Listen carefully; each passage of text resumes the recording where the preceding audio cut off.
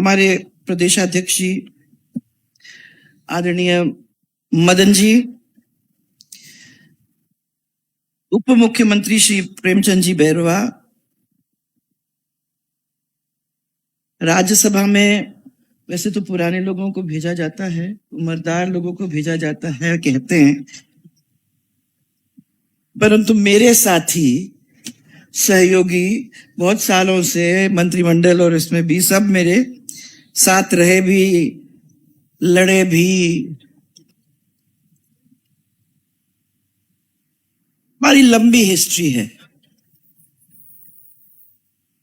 जिसका आज बहुत प्यारा एक प्यारी शक्ल अभी आपको दिखाई दे रही हमारे घनश्याम जी तिवारी, और ये भी कृषि मंत्री हमारे डॉक्टर किरोड़ीलाल जी मीणा, इनके साथ भी हमने बहुत सारे अप्स एंड डाउन्स देखे हैं, मोर अप्स देन डाउन्स देखे हैं, परंतु ये भी हमारे सहयोगी साथी इतने सालों से रहे हैं। तो ये एक तो साथ में हमारे, अब ये सब बच्चे लोग जो बैठे हैं, साथ में हमारे संसदीय कार्य मंत्री श्री जोगाराम जी पटेल, महिला बाल विकास की राज्य मंत्री डॉक्टर मंजू वाघमार, जयपुर की सांसद श्रीमती मंजू जी, महाराज साहब श्री बाल मुकुंद जी महाराज, हमारे विधायक महोदय,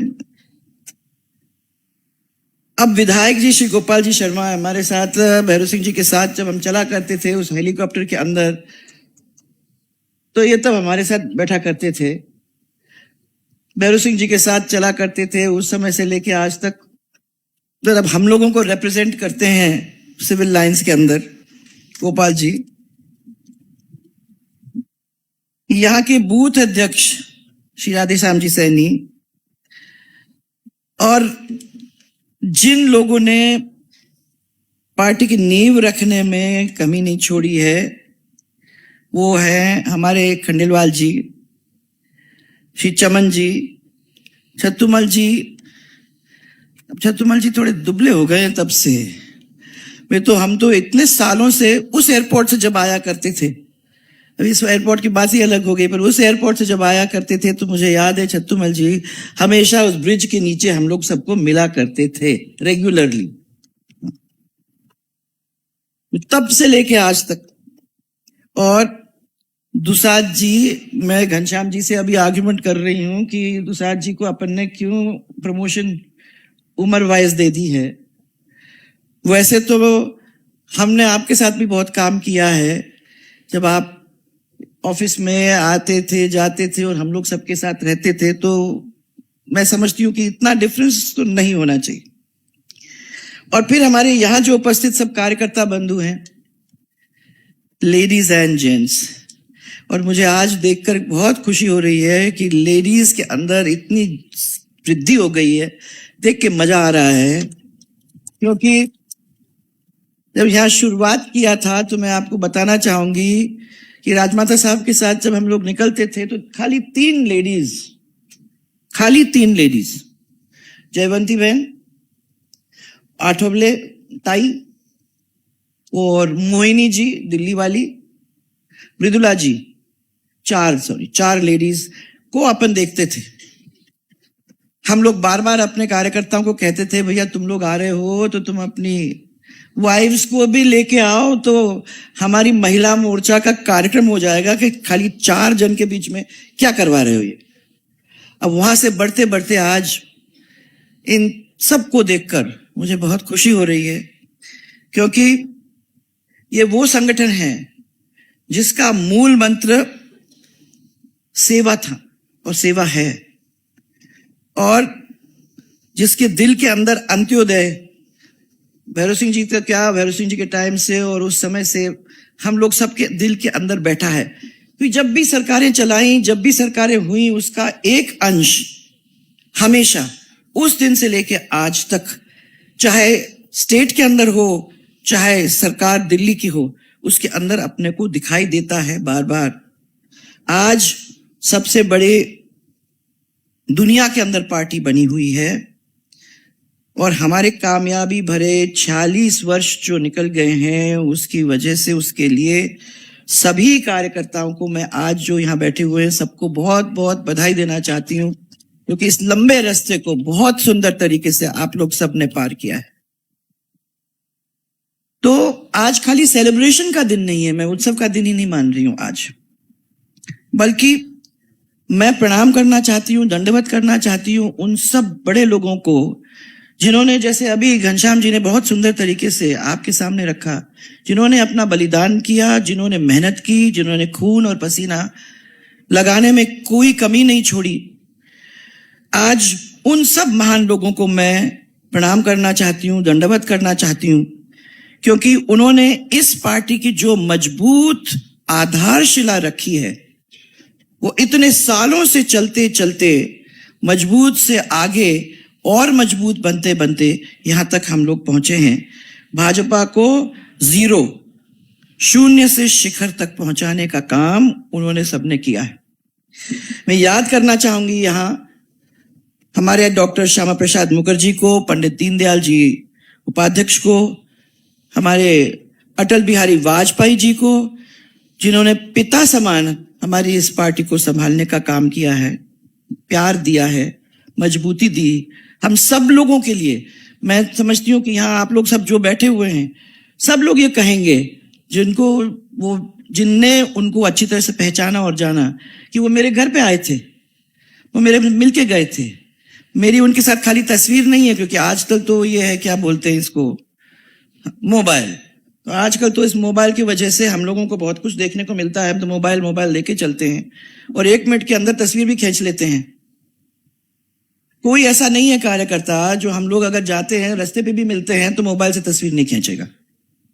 उस समय में तस्वीर खींचना बहुत मुश्किल मामला होता था, और तभी होता था जब कोई विशेष कार्य था। तो मुझे याद है कि बहुत सारे लोग आज भी वो तस्वीर हम लोगों को दिखाते हैं कि अटल जी आए थे, हमारे घर पे खाना खा के गए थे। वो ऐसे लोग, राजमाता साहब, लाल कृष्ण जी अडवाणी, मुझे याद है कि ये बार बार उस समय मेरे को कहा करते थे कि आप लोग बहुत ज्यादा एडवांस हो गए हो। मैंने कहा कैसे एडवांस हो गए? आप लोगों के, हम लोग जब जाते थे तब रोड्स नहीं होते थे, प्लेन्स नहीं थे, ट्रेन्स के कनेक्शन भी बहुत ही कम थे। वो आप समझ सकते हो कि कितनी कठिनाइयों को झेलते हुए वो गांव के अंदर जाकर अपने कार्यकर्ताओं को मिल करके उनकी फौज को खड़ा करने का काम उन्होंने किया, और यहां तक कि एक एक का नाम वो जानते थे। अब हम ये एक्सपेक्ट नहीं करते, क्योंकि परिवार बहुत बड़ा हो गया है, ये तो एक्सपेक्ट नहीं कर सकते कि सबके नाम याद रहेंगे, परंतु हां, एक पारिवारिक रिश्ता था जो उन्होंने इस पार्टी को कायम करने में प्रेम के साथ लगाया था। वही राजमाता साहब, मुझे याद है कि 28 दिन के अंदर, 30 दिन में 28 दिन तो दौरे होते थे। हम लोग उनको यही कहा करते थे कि क्यों कर रहे हो, क्या हो रहा है इसमें, क्या होगा, कुछ समझ नहीं आई। आज जब हम पीछे देखते हैं तो हमको समझ में आती है।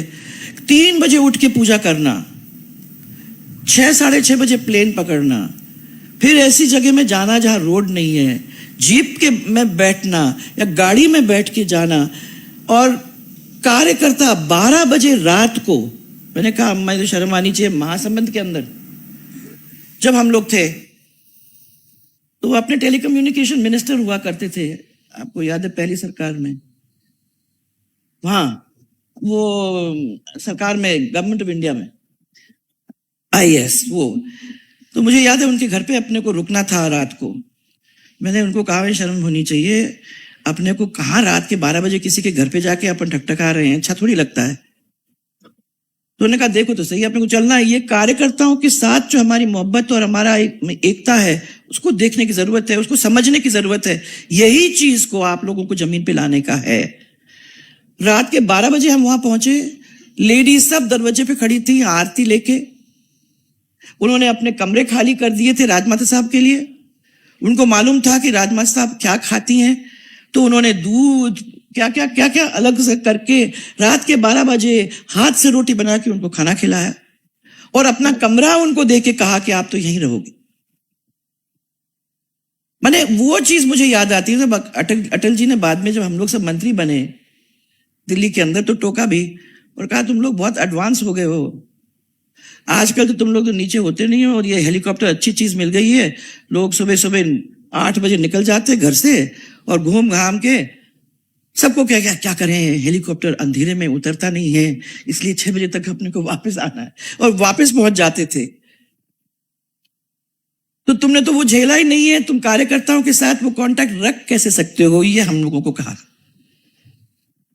कि तुम लोगों को टाइम निकाल के जाना चाहिए था, तुम लोगों को एरिया समझना चाहिए है। वो याद है आपको भी घनश्याम जी, हम लोगों को ले गए थे भैरव सिंह जी बॉर्डर पे, आप थे, हम थे, कैलाश जी थे, पुष्पा जी थी और 3-4 और लोग थे। हम लोगों को वो ले गए थे और उन्होंने कहा ये बॉर्डर देखो, हमको सिखाया, हमको वहां ले जाके लोगों के घर पे खाना खिलाया और बॉर्डर क्या चीज है वो हमको समझाने का काम किया। हम 6-7 लोग उनके साथ गए थे। ये एक क्लोजनेस थी। उस समय पार्टी थोड़ी छोटी थी, परंतु इनने, और मुझे याद है कि कोई भी पद का लालची नहीं था। ये एक और बड़ी बात थी, कोई भी नहीं था। मुझे याद है कि जब अटल जी का 2 टर्म हो गया, आडवाणी जी के 2 टर्म हो गए, उन्होंने कहा कौन बना सकते हम, तो राजमाता साहब को बनाएंगे। तो राजमाता साहब को कहा कि अब हम आपको बनाने वाले हैं। तो उन्होंने कहा मैं तो नहीं बन सकती जब तक मेरे गुरु महाराज नहीं कहेंगे।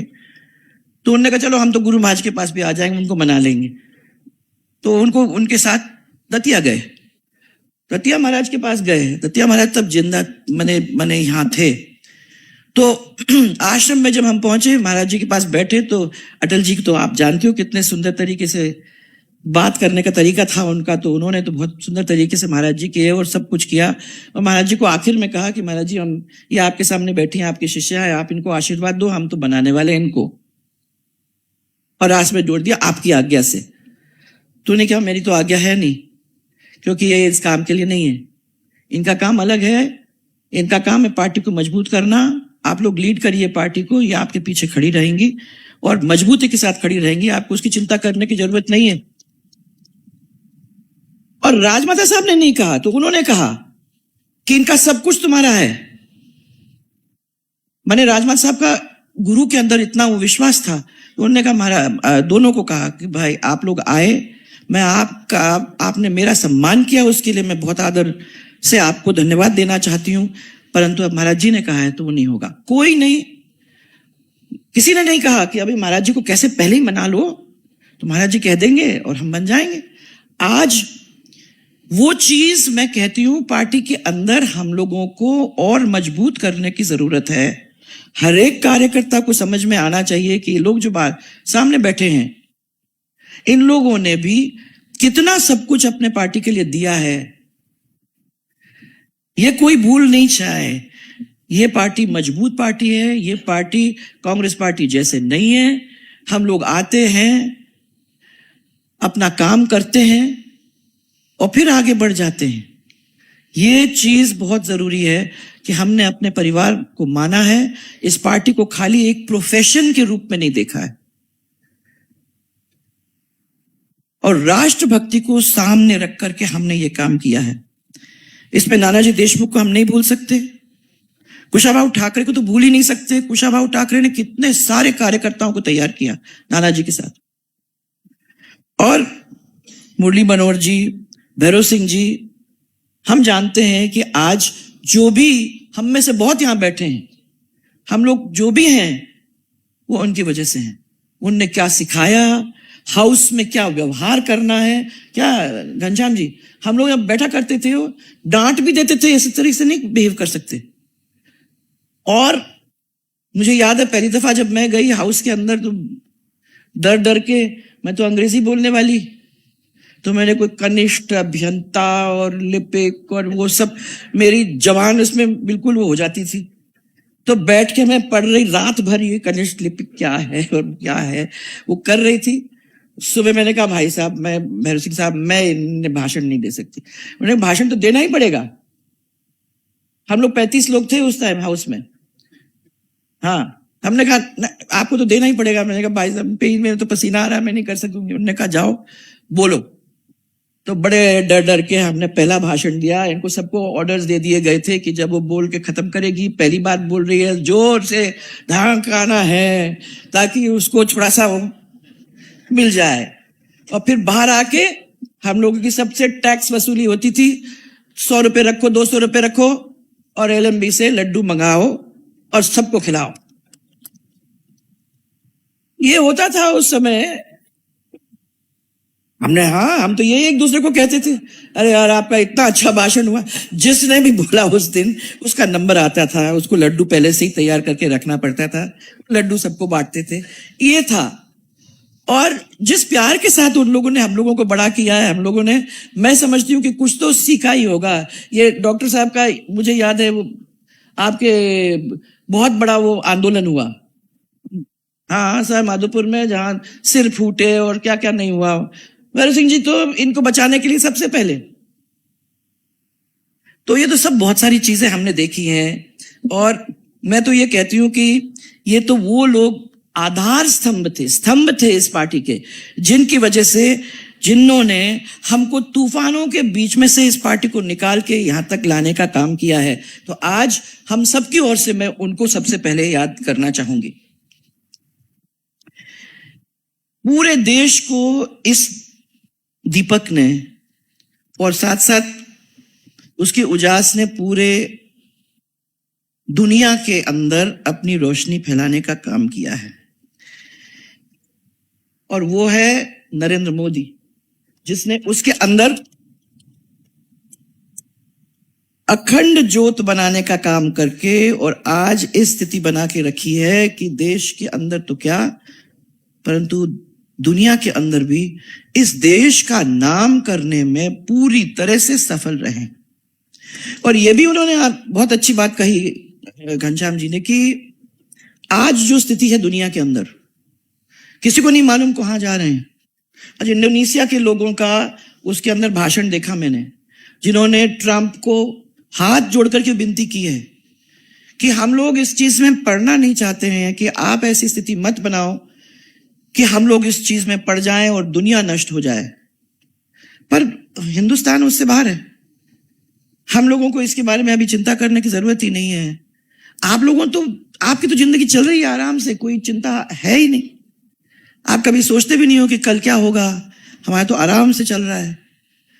ये इसलिए है क्योंकि नॉन अलाइंड का नाम हम लोग फॉरेन मिनिस्ट्री में रहने के बाद मुझे मालूम है, नॉन अलाइंड नेशन का अपन लोगों ने इस अपने देश को एक उपाधि दी थी। और नॉन अलाइंड रखना आजकल की दुनिया में बहुत मुश्किल है, परंतु उन्होंने सफलता के साथ इसको किया है। उसकी सफलता को पूरी दुनिया ने माना भी है। दैतो जैसे जीस हैं, इनमें पहुंचने का काम हिंदुस्तान के लिए बहुत मुश्किल होता था। तो उनको भी हम बहुत बहुत धन्यवाद देना चाहते हैं।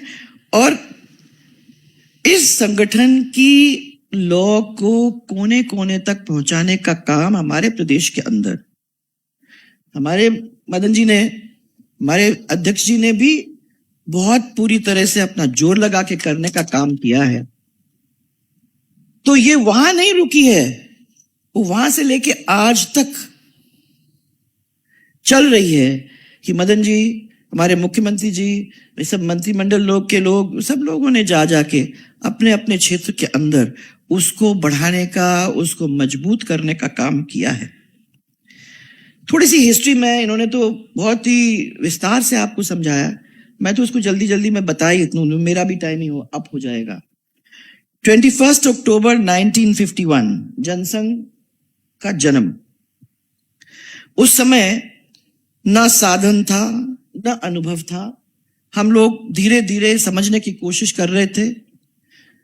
और मुझे याद है कि कार्यकर्ता भी कम थे, क्योंकि कार्यकर्ता भी पूरी तरह से हम लोग रीच आउट भी नहीं कर पाए थे तब तक। तो मैं समझती हूं कि जो मंत्र उस समय हमारे कानों में फूंका गया था, वो ये था, राष्ट्र फर्स्ट, राष्ट्र प्रथम। ये मंत्र संगठन के अंदर मैंने बार बार कूट कूट कर हम लोगों को सबको समझाया गया था, और यही कारण है तब से लेके आज तक कि हमारा दल आज दुनिया के सबसे बड़ी पॉलिटिकल पार्टी बनी है। वो इसी वजह से बनी है कि हम लोगों ने किसी ने उस चीज को भूला नहीं। हम सब चुनाव जीतने तक ही सीमित नहीं हैं, हम लोगों ने लोगों के दिल को भी जीतने की कोशिश की है। तब की थी परिवार मान के, और अब भी कर रहे हैं कि ये समझ आके लोगों को बार बार कि ये हम लोगों ने तब से छोटे बच्चे की लेवल से बड़ा करा है, और इस वट वृक्ष को जिंदा रखने का काम सिर्फ नेतृत्व का नहीं है, हम सबका है। उस चीज को याद दिलाने का काम बार बार कहते हैं। अब जन्म कैसे हुआ आप तो लोग तो जानते हो। 1977 में मुझे याद है इंदिरा गांधी जी ने जब आपातकाल खत्म कर चुनाव करने का जब फैसला किया था, तब हमारे जयप्रकाश जी नारायण ने आह्वान किया और सभी जो कांग्रेसी पार्टी नहीं थे वो सब एक साथ आके विलय, तो उस समय कांग्रेस पार्टी में होके सब लोगों ने मिलके एकजुट जनता पार्टी बनाने का अगेंस्ट कांग्रेस सबने ये अपना मन बनाया। 1 मई को जनसंघ का विलय हुआ और कुछ ही दिन बाद ये तो आवाज उठने लगी, जैसे इन्होंने बताया आपको कि भैया तो आप में नहीं रह सकते, आरएसएस से जुड़े व्यक्ति इस पार्टी में नहीं रहेंगे। तो 6 अप्रैल को 1980 में भारतीय जनता पार्टी बनी और पहले अध्यक्ष जैसे आपको मालूम है अटल बिहारी वाजपेयी जी बने। घनश्याम जी ने कहा कि वो सौभाग्यशाली थे कि उस टाइम वो थे वहां, और मैं भी बहुत सौभाग्यशाली थी कि उस समय उस बॉम्बे के रेसकोर्स में वानखेड़े स्टेडियम वहां इतने जोरदार तरीके से इतना बड़ा कार्यक्रम हुआ जिसके अंदर हम सब यंग थे, युवा थे। उस समय हम लोगों ने भी भाग लिया। विवाद की बात ही नहीं की मैंने। युवा तो हमेशा रहेंगे, युवा तो यहाँ की बात है। आप तो देखिए ना आपकी आवाज कितनी जोरदार है। वो तो क्या है, अगर यहां हो जाते हैं तो फिर तो यहां हो जाएंगे, पर जब यहां ठीक है तो फिर तो सवाल ही नहीं उठता है। हम तो जवान हैं। इसके बाद 1984 में चुनाव हुए लोकसभा के और इंदिरा गांधी जी की डेथ हुई। सहानुभूति की लहर फैली, उसकी वजह से कांग्रेस को मदद मिली और खाली 2 लोग जीत के आए भारतीय जनता पार्टी में। उस समय मुझे राजनाथ साहब ने कहा कि तुम्हें चुनाव लड़ना है। मैंने कहा भैया रुको, गांधी की अभी डेथ हुई है और आप मेरे को, अब कौन सी माँ होती है, माँ देखो भी माँ होती है वो जो अपने बच्चों को सबसे पहला स्टार्ट सक्सेसफुल माने सक्सेस उसको मिले ऐसे में उसको आगे बढ़ाने का काम करती है। मैंने कहा वो कैसी माँ कि आप मुझे कह रहे हो जब आप जानते हो कि हम लोग जीतने वाले हैं नहीं, वो आप हमको भेज रहे हो भिंड में, वो भी आप मुझे वहां भेज रहे हो, तो सोच तो लो किसी और कैंडिडेट को। उन्होंने कहा हमारे पास कैंडिडेट ही नहीं है, कोई आना ही नहीं चाह रहा था, तो तुम्हें तो लड़ना पड़ेगा, या तो तुम ये कह दो कि तुम अपने भाई से डर रहे हो, और नहीं तो मेरा आदेश है कि तुम जाओ लड़ो चुनाव, हारो जीतो उससे क्या मतलब।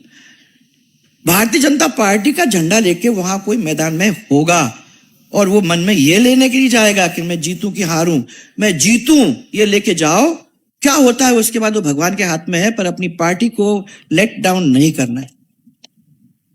हम लोग सब माँ हैं, बहुत सारी बैठी हैं, और मुझे मालूम है कि सबसे पहले मैं अपने बेटे को अगर बाहर निकालना चाहूंगी तो चाहूंगी कि भाई वो सक्सेसफुल बने।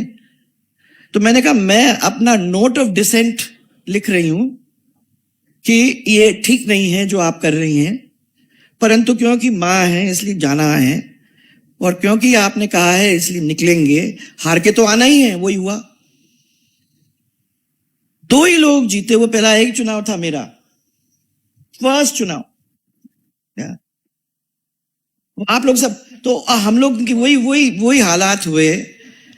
पर मैं कह रही हूं कि आप लोग तो सब लड़े, हम लोगों को सबको ये कहा गया था कि, और हम लोग ऐसे नहीं, सब इंटेलिजेंट लोग बैठे हुए, सबने कहा होगा भैया कहीं ना कहीं कि हमें मालूम है कि हमारी हालत क्या होने वाली है, परंतु पार्टी के लिए कोई सीट खाली नहीं जानी चाहिए, इसलिए लड़े।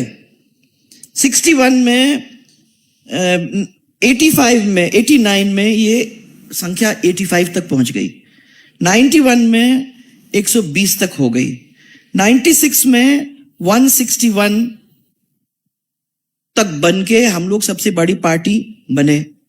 वाजपेयी जी पीएम बने, बहुमत नहीं होने की वजह से 13 दिन के अंदर सरकार गिरी। फिर 1998 में मध्यावधि चुनाव हुए, एनडीए का गठन हुआ और फिर सेवा के लिए हम लोग सब सत्ता में आए।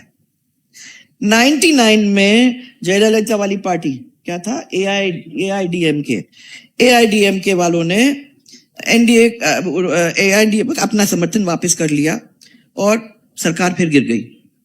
इसके बाद 99 में एनडीए ने, क्योंकि वो सब लोग इकट्ठा हो गए, पर एनडीए ने 333 सीट लेकर अपनी सरकार बनाई। और इसके बाद 2004 से 14 तक यूपीए की सरकार सत्ता में रही। 2014 में मोदी जी की करिश्माई नेतृत्व के अंदर हम लोगों ने पहली बार, इस पार्टी ने अकेले 282 सीट्स जीतने का काम किया, 282 सीट्स। और तब से लेकर आज तक भारतीय जनता पार्टी सत्ता के माध्यम से देश की सेवा करती आ रही। 2 से 303 सीट की यात्रा, 0 से 21 प्रदेश के अंदर सरकारें, 40 साल में हमने कई पड़ाव देखे। कई लोग भाजपा में आए भी, कई लोग वापस चले भी गए। राजनीति में तो ये उतार चढ़ाव होते भी हैं और ऐसा भी होता है, वो अपन अच्छी तरह से आजकल देखते हैं। कई लोग ऐसे भी हैं जो दल बदल लेते हैं परंतु दिल नहीं बदलते, मानसिकता वही रहती है। और ऐसा भी होता है कि जो दल बदल लेते हैं वो दिल भी बदल लेते हैं और पार्टी के अंदर जैसे दूध और शक्कर मिल जाते भी हैं। पर ये हमारे लिए, मैं हमेशा अपने बात जब भी आप लोगों से करती हूँ कार्यकर्ता से, तो मैं हमेशा कहती हूँ कि जरूरी है कि हमारे जो मूल विचारधारा के कार्यकर्ता हैं उनको सम्मान हर वक्त हर समय मिलना चाहिए। खतरा तो हम लोग सबको उनसे है जो पहले अपना सोचते हैं, सेल्फिश लोग पहले अपना सोचते हैं कि पार्टी का क्या होगा, हमें कोई मतलब नहीं है। ऐसे तो कई हैं जो इधर से नाचे, यहाँ जीत के गए, उधर गए, फिर उधर से नीच के गए, फिर उधर गए, उधर जीत के गए, फिर वापस पार्टी में आके फिर जीत के गए। मैंने ये चीजों के बारे में, ये सबसे बड़ा खतरा है। इस चीज के ऊपर अपने को ध्यान देना ये बहुत जरूरी है।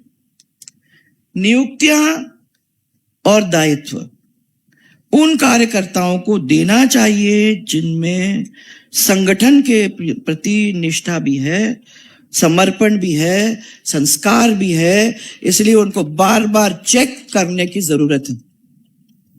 हम लोगों को मालूम है कि हमेशा हुआ करता था, जो कार्यकर्ता मूल भाजपा का है, पार्टी विचारधारा से बचपन से रहा है, उन्हें मिलना चाहिए अवसर।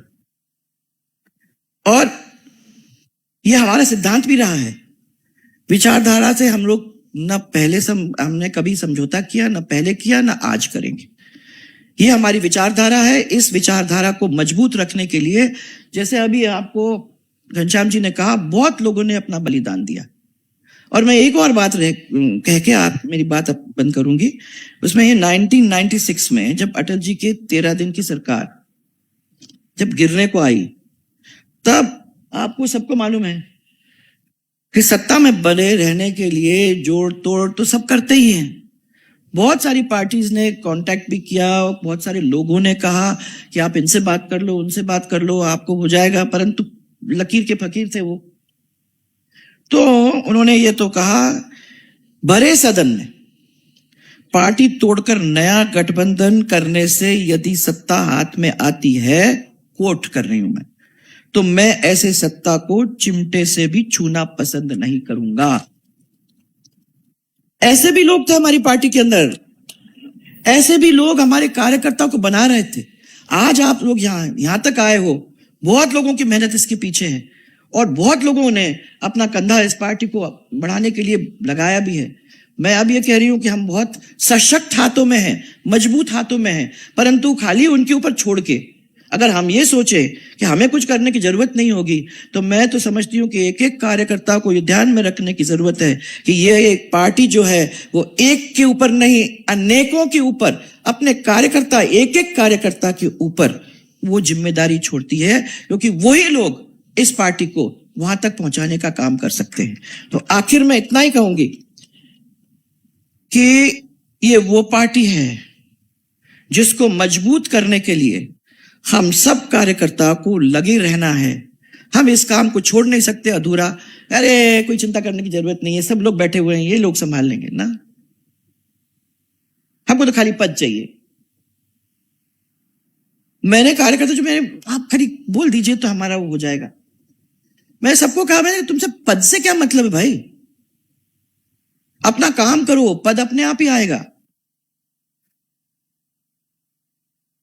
परंतु हमने ये भी कहा है कि हम लोगों को जो वो मजबूत कार्यकर्ता, जो पहले के कार्यकर्ता हमारे, जिनने संगठन के अंदर अपनी निष्ठा दिखाई है, जिनने बचपन से काम किया है, उनको भी हम लोगों को कंधे से कंधा मिलाकर उनको भी साथ लेकर चलने की जरूरत है।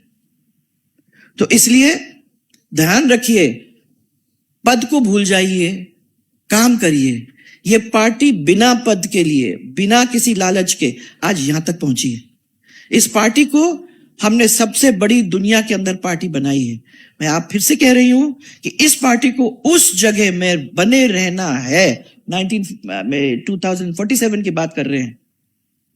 जब अपन बात कर रहे हैं तो खाली बात नहीं है ये, खाली किताब में पढ़ने की बात नहीं है ये, खाली एक दूसरे के बारे में छेड़छाड़ करने की बात नहीं है ये एक वो चीज है जिसको हम पा सकते हैं अगर हम लोग मिलकर काम करेंगे, अगर पार्टी को अपनी मां मानेंगे, अगर हम अपने नेतृत्व को मजबूत बनाने के लिए उनके पीछे खड़े रहेंगे और अपनी आवाज को बुलंद रखने का काम करेंगे और हम डरेंगे नहीं हमारी पार्टी के लिए लड़ने के लिए।